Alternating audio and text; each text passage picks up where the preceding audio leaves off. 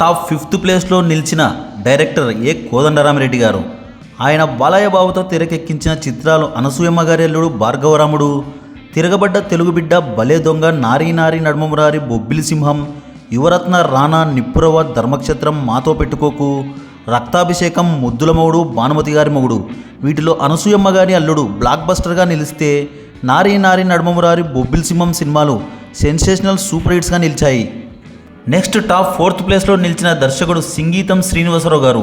ఈయన బాలకృష్ణతో తీసిన సినిమాలు భైరవ దీపం, ఆదిత్య 369, శ్రీ కృష్ణార్జున విజయం. వీటిలో భైరవ దీపం, ఆదిత్య 369 సినిమాలు సెన్సేషనల్ బ్లాక్ బస్టర్ సినిమాలుగా నిలిచి బాలకృష్ణకి మంచి పేరును తెచ్చిపెట్టాయి. నెక్స్ట్ టాప్ 3rd ప్లేస్లో నిలిచిన డైరెక్టర్ కోడి రామకృష్ణ గారు.